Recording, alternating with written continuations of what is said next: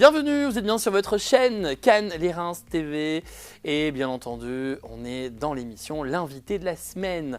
Et cette semaine, je suis très heureux vraiment de la recevoir. C'est Françoise Brunto. Bonjour Françoise. Bonjour. Merci beaucoup d'avoir répondu positivement à mon invitation. Ça fait plaisir. Françoise, qui ne la connaît pas à Cannes? Mais Françoise Brunto, c'est notre adjointe à la mairie de Cannes, c'est notre conseillère régionale, mais c'est surtout une dame. Moi j'appelle ça une grande dame, mais vraiment je le pense. C'est quelqu'un qui manœuvre dans l'ombre, voilà, et qu'on voit très peu communicante. On la voit très peu sur les réseaux sociaux ou à la télé, à la radio. Et ça me tenait à cœur qu'elle vienne parce que justement, l'invité de la semaine, c'est chaque semaine, comme vous le savez, depuis la création de cette chaîne de télévision du bassin cannois, on raconte uniquement de belles histoires avec des ondes positives. Alors Françoise, on va commencer par le commencement, si vous voulez bien. On sait qui vous êtes, on sait ce que vous faites, mais avant d'être une dame politique, je sais que vous avez fait plein de choses. Et ça, j'en suis convaincu, parce que vous êtes une passionnée. Et surtout, ce que je ressens depuis qu'on se connaît, depuis quelques années, vous aimez la vie et vous aimez les gens. Et c'est ça que je veux sur votre carapace, si je peux me permettre, Françoise. Vous êtes une femme qui est vraie. Et c'est ça qui est intéressant et que j'ai envie de creuser avec vous aujourd'hui sur ces dizaines de minutes, si vous voulez bien. Volontiers. Alors, vous avez vu, on est dans un décor un petit peu tamisé, un peu en confidence, donc on n'est que tous les deux sur le plateau, à part bien sûr notre réalisateur José, qui est là et qu'on n'oublie jamais, qui est là avec nous. Alors Françoise, justement, comment est venu un petit peu votre début de carrière politique? Comment ça s'est passé? Racontez-moi un petit peu. Alors ma carrière politique, en fait, elle était tout à fait surprenante. J'ai été chef d'entreprise, j'ai été commercial grand compte, et puis un matin, je me suis levé en disant c'est bien, mais ce que je fais, ça n'a pas assez de sens. Donc je vais reprendre des études et je vais passer des concours pour conduire des politiques publiques, pour la vie de la cité, pour l'environnement, pour les gens, pour aider, pour le social. Donc les politiques publiques me passionnaient. Et quelque part un petit regret de ne pas avoir fait Sciences Po, l'ENA, etc. Donc j'ai dit, il n'est jamais trop tard, on y retourne et on va préparer tout ça. Et puis dans ma préparation, je lisais beaucoup. Et je lis un livre écrit par Jacques Séguéla qui s'appelle « Ne dites pas à ma mère que je suis dans la publicité, elle met 3 pianistes dans un bordel ». Excellent. Le titre déjà était sympa. Et il raconte dans ce livre le marketing politique de la campagne de Mitterrand, 1981, La Force tranquille. Et je lis ce livre en une soirée. Et le lendemain, je suis à Paris à ce moment-là. Je dis, ça m'intrigue. Je vais aller pousser la porte du PC présidentiel. On est en 1995. Et donc, j'habite à côté de l'avenue de Wagram. Je traverse l'avenue d'Iéna. Et je pousse la porte du PC présidentiel de Jacques Chirac. Ah oui, d'accord. Et je dis, voilà, moi je voudrais m'impliquer. C'est génial. Qu'est-ce qu'il y a à faire? Donc, autant vous dire que j'ai tout fait. J'ai poussé les Golden, mangé des pommes, la France pour tous. Mangez beaucoup de pommes alors. J'ai préparé des salles, j'ai fait du phoning, j'ai fait des rencontres, j'ai fait du terrain, j'ai été faire des affichages, j'ai été faire du porte-à-porte. Voilà. Et puis c'est le moment où, c'est une expérience assez fabuleuse parce qu'un PC présidentiel, c'est une grande fourmilière avec les guignols partout, encore 2 ans, voilà. Exceptionnel. C'était une époque incroyable quand même. Et je sors de là, entre-temps je passe mes concours et je dis, le virus m'a pris. Ouais, vous avez pris le virus. Et à ce moment-là, je passe le concours de l'ENA, que je rate à 1 point. Mais c'est pas grave, je leur dis, écoutez, de toute façon, l'avenir, ce que j'ai envie de faire, je ferai des politiques publiques. Il y a plusieurs manières de servir l'intérêt général. La politique, parce que l'impulsion, elle est là, parce qu'il faut un projet politique. Et j'étais à bonne école, parce que voilà, j'ai vu un peu la France pour tous, comment ça se construit. Et puis, je ferai de la haute fonction publique parce qu'il faut mettre en œuvre le projet. Et puis, je ferai de l'associatif parce qu'on ne fait pas le projet tout seul, on fait le projet avec les gens. Exactement, voilà. vous avez raison. Voilà avez comment raison. j'ai commencé. D'accord, bah, c'est très intéressant. Vous voyez, vraiment pour moi, je découvre, je découvre. Et donc, pour continuer un petit peu la suite, parce que j'en suis sûr que plus d'un me dit, mais on veut savoir la suite. Comment vous avez atterri à Cannes, Françoise? Alors tout à fait banalement, comme beaucoup, hein, j'ai rencontré le père de mon fils qui travaillait chez Thales Alenia Space. D'accord. Enfin à l'époque c'était pas Thales, c'était l'aérospatiale.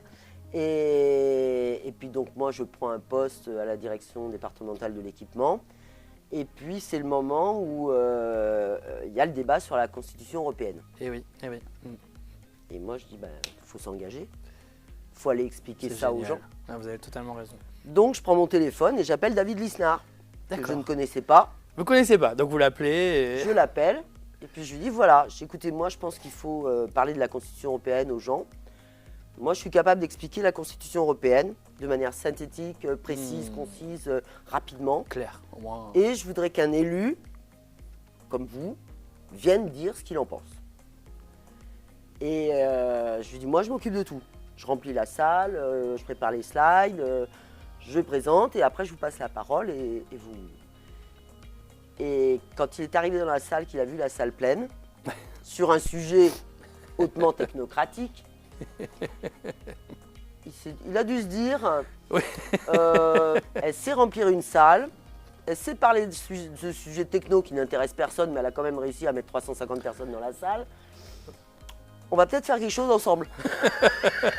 Je peux comprendre sa réflexion. Hein. S'il a eu une réflexion comme ça, je peux comprendre. Hein. D'accord. Et moi, j'ai découvert un élu qui avait du courage, qui était brillant, C'est vrai. qui est arrivé sans note, qui a donné son avis clairement. Et ça a été une première rencontre qui nous a amené Ça a ensuite, matché. ça a matché.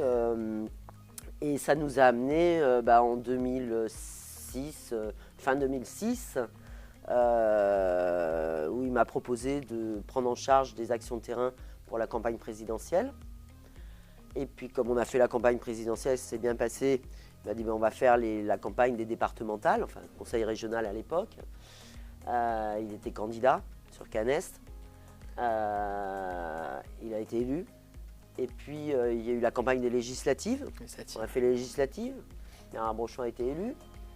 Et puis il m'a dit on va continuer, on va faire les municipales. On a gagné les municipales. Et puis comme j'avais amené beaucoup de jeunes, j'avais été les chercher, je les avais amenés dans l'engagement politique auprès de nous, à nos côtés, pour effectivement que le projet politique corresponde aux attentes des gens. Donc il fallait, l'électorat de droite est quand même souvent un petit peu âgé, hein, donc il fallait quand même aller susciter l'intérêt des jeunes. Et je me suis retrouvée donc adjointe à la jeunesse, à la prévention de la délinquance et à l'insertion professionnelle des jeunes. Donc 2008-2014. Et là, j'ai découvert le tissu associatif local. On a mené pas mal d'actions. On a fait des actions extraordinaires avec... je me souviens d'une action très très belle qu'on avait fait pour les oubliés de la mer. En fait, on avait fait venir 450 enfants de toute la France avec le Secours populaire pour les emmener tous sur l'île Sainte-Marguerite pendant un week-end et pour les mettre tous sur un bateau, sur des bateaux, des embarcations. Ah ouais, ça c'est chouette. Et ça, c'est des souvenirs extraordinaires. C'est un truc qui restera marqué, ça. Des gamins qui n'avaient pas la chance d'avoir vu la mer, qui arrivent et qui disent mais la mer c'est salé, et puis à qui on fait passer les tests anti-panique, avec lesquels on leur fait découvrir la nature de l'île Sainte-Marguerite, plus les 200 gamins qu'on avait déjà, donc ça faisait 600 gamins, plus les encadrants. On avait des scouts marins pour faire les navettes, on avait des scouts pour monter les campements, etc. Tout le monde a joué le jeu. Hein. Tout le monde a joué le jeu. Et il y avait un partenariat avec Maud Fontenoy. Et effectivement, ça a été clôturé par David Lisnard, qui était monté en bateau avec Maud Fontenoy, avec les 450 génial, gamins autour. mais c'est génial. Ah non, mais c'est... Voilà. Et c'est là où on se dit, on peut faire des choses. Oui. On peut avoir un impact sur la vie des gens, sur la société. Et rien n'est impossible. Enfin, après, c'est une question de volonté politique, c'est une question d'énergie. Ouais. Voilà, parce qu'il faut de l'énergie. Ouais. Voilà. Et puis après, j'ai continué. Et donc vous avez après entamé un deuxième mandat. Deuxième mandat. Donc, deuxième mandat, David Lisnard devient maire. Et donc, il a un projet très ambitieux, avec 258 millions d'euros de travaux à réaliser. Et puis, des fois, on se connaît sans se connaître. Et puis, des fois, on a des process. Donc, David Lisnard, c'est quelqu'un de très structuré. Donc, il me demande mon CV. Donc, je lui redonne tout mon CV. Et puis là, il regarde, il fait ministère d'équipement, très bien, tu vas prendre les travaux. Oui, pas de souci, c'est mon métier. Pas de problème. Voilà. Et donc, alors on avait 258 au départ, mais comme il a beaucoup d'idées en cours de route, on a fait 450 millions d'euros de travaux. D'accord. En 6 ans. 450 millions d'euros d'investissement, il y a eu. D'investissement, D'accord. travaux sur Cannes, entre les routes, les bâtiments, les ports, etc. Est-ce que vous pouvez me citer en... Alors, je sais qu'il faudrait des heures et des heures d'antenne, mais pour vous, c'est quoi le plus bel accomplissement que vous avez pu faire auprès de David Lisnard au niveau des travaux qui vous tenaient à cœur? Même si je sais qu'il doit y en avoir énormément. Hein. Fatalement, je vais vous citer Bastide Rouge. Eh oui. Parce que, alors, Bastide Rouge pour plusieurs choses. D'abord parce que c'est un projet extrêmement complexe à piloter, parce qu'on a des partenaires, services de l'État, l'université, parce que c'est un projet en termes de procédure qui est complexe. Mais au-delà de ça, parce que c'est un projet qui change la sociologie de la ville. Ce projet, il avait été initié, inventé par David Lisnard pour que Cannes devienne une ville étudiante. Et donc ça, c'est nécessairement un projet enthousiasmant au départ. Et puis après, c'est vrai que c'est un projet enthousiasmant parce qu'on a choisi un magnifique projet architectural, très compliqué à construire, mais on a tenu bon, on était derrière et puis effectivement, on a livré ce beau bâtiment. Et puis c'est un projet enthousiasmant parce qu'il touche à des métiers que sont les industries culturelles et créatives, et il touche à la fertilisation croisée et le croisement de cursus universitaire avec l'innovation. Et je suis une passionnée d'innovation. J'ai dans l'ADN vraiment une appétence très claire pour l'innovation, ce qui m'a amené aussi à être conseillère régionale au développement de l'économie numérique. Et ça vous va très bien. Hein. Voilà. On voit partout, on le voit que vous investissez, hein, vous y allez. Hein, Donc un projet emblématique. Ah oui. Bastide Rouge, projet le plus emblématique, mais après on a fait beaucoup d'autres projets. Quand on fait des projets dans tous les quartiers, ce qui est assez passionnant, c'est bon, on part d'une idée. Cette idée, elle n'est pas venue toute seule, elle est venue des contacts que le maire a eu, que les services ont eu avec les gens. Le projet, il ne se construit jamais tout seul. On ne construit pas un projet en chambre. Non, c'est sûr. Le projet, il vient de rencontres, d'analyses, de territoires, etc. Et puis après, on le co-construit avec les gens. Parce qu'effectivement, on avait mis en place une méthode où il n'y a pas eu un coup de pelle, un coup de pioche sans concertation locale. Ah oui. Donc à chaque fois, il y a avec des les étapes, habitants, avec les acteurs économiques, avec l'ensemble du tissu associatif. Et c'est vrai que deuxième projet emblématique, 76 000 m² de réfection sur Cannes-la-Boca Centre. Ah ouais. C'est pas passé inaperçu. Voilà. Quelqu'un qui me dit je ne sais pas faire la différence avant-après, voilà. Bon voilà. Il y a eu un avant-après. Et c'est vrai que ce qui est intéressant dans ces politiques publiques, c'est le dialogue avec l'habitant, c'est comment on engage aussi l'habitant et comment on écoute l'habitant. Voilà. Je pense que on se nourrit de ce dialogue, mais on impulse aussi une dynamique. Voilà. C'est à double sens. Mais en tout cas, je tiens à faire une parenthèse. Alors, comme vous le savez, hein, moi je ne fais pas de politique ici. Hein, je suis ni droite, ni gauche, ni centre. Moi je parle que d'hommes et de femmes. Mais ce que je trouve toujours incroyable, et je le dis sans tabou, vous êtes une équipe municipale quand même qui est très proche des gens. Vous êtes très accessible. Et franchement, je le dis sans langue de bois, il n'y a pas beaucoup de municipalités aujourd'hui où on a des adjoints quand même, des conseillers très accessibles au niveau des habitants, vraiment. Et ça, je tiens à le souligner, vous êtes très proche des habitants. Je pense que ça tient à plusieurs choses. D'abord, ça tient à la personnalité du maire, c'est indéniable. Bien sûr. Ça tient au fait que David Lisnard a mis en place depuis 2009, 2008-2009, la politique des quartiers. Ouais, qui est très Parce bien. qu'il a ce souci de l'habitant, du citoyen. Ça tient aussi au fait que, justement, moi je ne parle pas de politique, je parle de politique publique. Oui. C'est très différent. On n'est pas là pour faire de la politique. Moi, à mon sens, on est là pour servir le citoyen. Et on sert le citoyen avec un projet de mandat, qui est une sorte de contrat avec le citoyen. Et on est là pour effectivement apporter au territoire quelque chose. C'est très différent. Moi, comme je dis toujours, construire une route, construire une université ou ramasser des poubelles, c'est ni à gauche ni à droite. Hein. Vous avez totalement raison. On est d'accord. C'est utile. C'est utile Voilà. pour le citoyen et il faut. Donc c'est une autre approche, je pense, de la politique. Et je pense que c'est l'approche la plus noble de la politique. Et donc, pour continuer cette belle histoire, et merci en tout cas de partager ces moments un peu intimes. 3e mandat donc, que vous enchaînez. Et là, c'est plutôt donc, on va dire, la thématique, le climat. Alors, 3e mandat. Et je voudrais avoir votre avis sur le sujet. Alors, 3e mandat. Donc, moi, j'étais très bien aux travaux. Hein. Oui. Moi, vous me donnez une pelleteuse de camion. On a bien compris que ça a construit. Une pelleteuse de camion. Ne je suis la femme laissez la pas un plus heureuse. tractopelle à Françoise.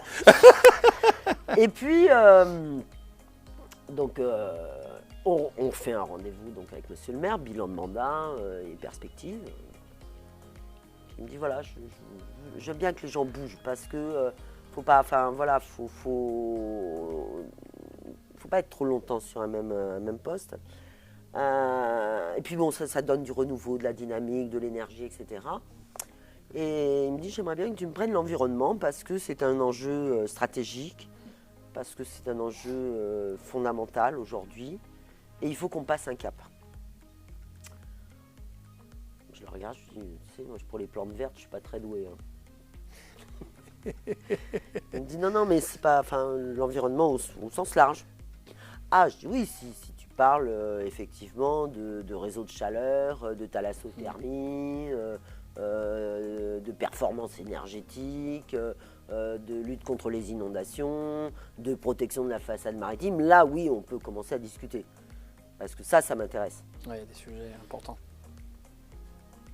Et puis en même temps, c'est un très bon challenge parce que ça va me permettre de sortir de ma zone de confort. Ça va me permettre d'ouvrir un peu sur des sujets où je n'ai pas été expertisé encore. Donc comme je suis une fille assez exigeante dans ce que j'entreprends, j'ai commencé par me lire tous les rapports du GIEC. Là, c'est vrai qu'effectivement, je me suis dit quand même... ouais. Je pense qu'elle dort pas beaucoup. Le moment est quand même assez stratégique et crucial. Et puis, alors on avait écrit une bonne partie du projet environnemental, hein, mais il faut que je me rende compte réellement, il faut que je m'imprègne de l'enjeu. Oui. Il faut que je comprenne comment on va aboutir aux objectifs. Parce que bon, c'est bien, on a prévu des choses, mais est-ce que c'est suffisant ? Est-ce que c'est pas suffisant ? Ouais. Etc. Voilà. Donc je suis parti à la COP26 à Glasgow. D'accord. J'ai décidé ça évidemment sur un coin de table à l'arrache comme d'habitude. Forcément, je n'étais pas forcément invité par les présidents de la République. Hein. Donc je suis arrivé là-bas, j'ai dit bon maintenant il va falloir que je m'infiltre, je ne sais pas où, comment, mais... Et je suis rentré dans un groupe qui s'appelle C40 Cities.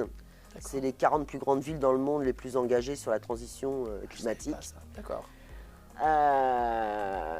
Donc effectivement, je suis arrivé avec le maire de New York et le maire de Londres. Enfin bon, c'était assez improbable. Et j'avais besoin de savoir comment on se situait, nous, Cannes, par rapport à tous ces gens. Où était le curseur, quoi. Assez rassuré parce que je me suis dit, finalement, leurs programmes sont peu ou prou pas plus avancés que les nôtres. Oui, donc, et on est plutôt même bien sur la trajectoire.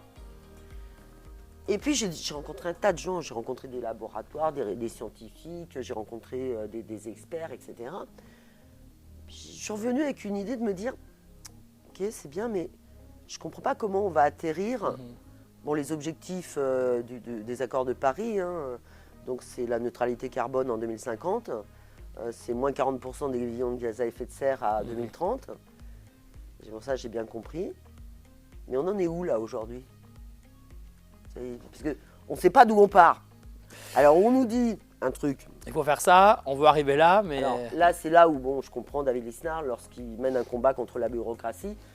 Comme je dis toujours, bon, je suis un peu experte en bureaucratie, mais c'est vrai qu'il y a des moments où même un expert en bureaucratie, on s'y perd. Hein.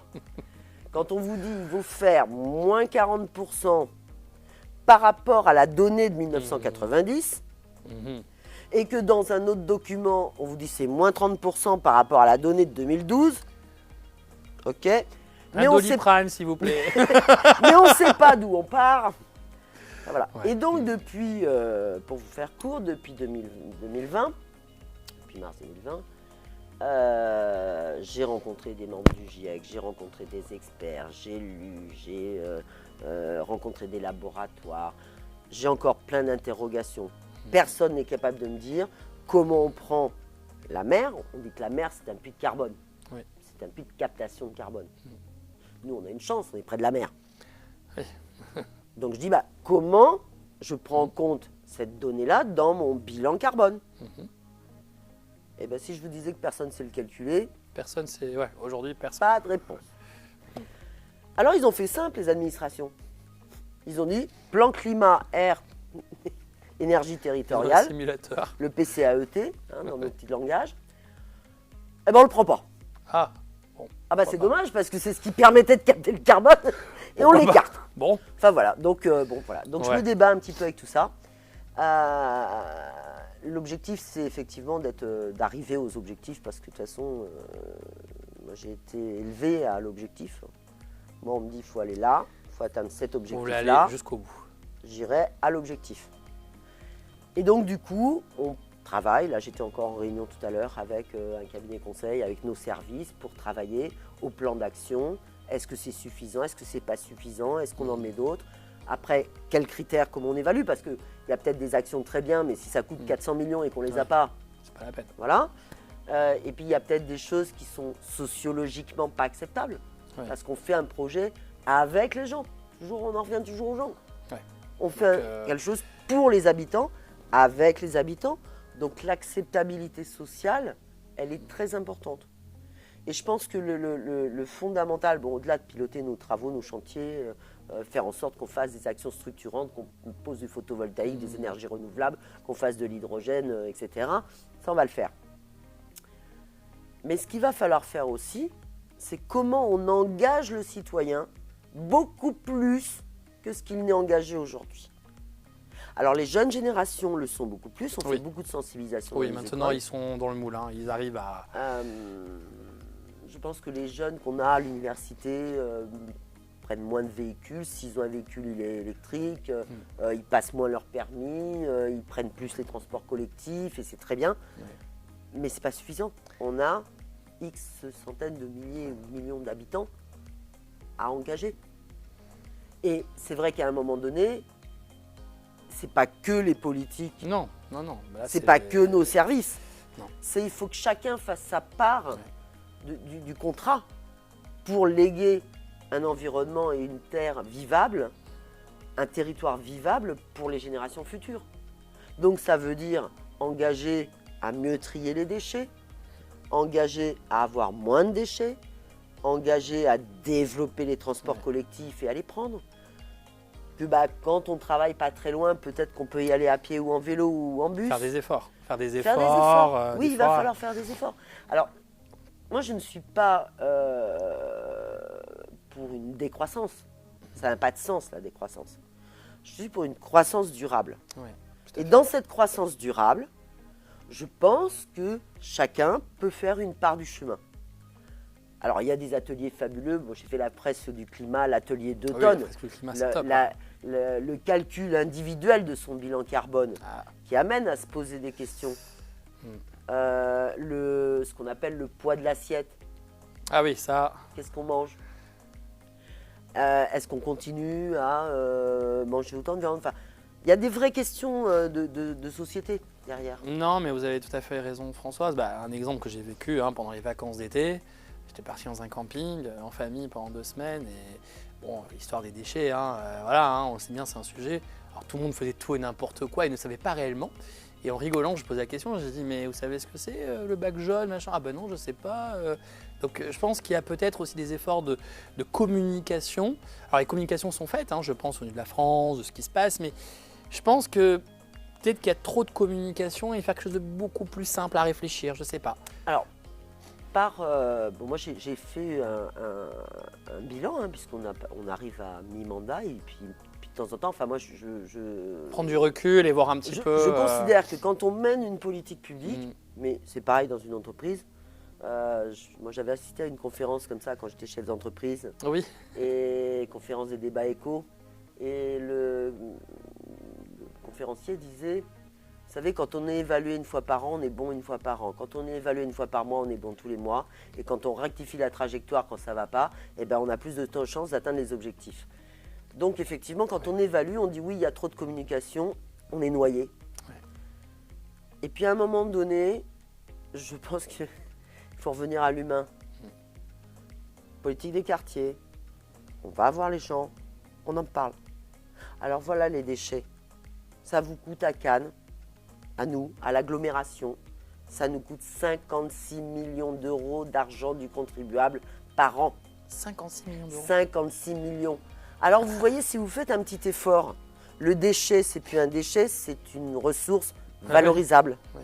Et quand on dit ressource valorisable, c'est moins d'argent qu'on va prendre sur vos impôts pour mettre dans la poubelle. Et peut-être qu'on construira autre chose. De plus sympa. Voilà. Et je pense que ce dialogue-là, il va falloir qu'on l'amplifie Je suis d'accord. avec les citoyens, par petits groupes, dans les quartiers, sur le terrain, avec les acteurs économiques, avec les restaurateurs, avec les hôteliers, qui sont tous prêts, je pense, à faire des efforts. Bien sûr. Simplement, il faut qu'on se coordonne mieux. Ouais, vous avez raison. Il faut qu'on engage un travail ensemble avec chaque catégorie pour dire voilà où on en est. On peut mieux faire.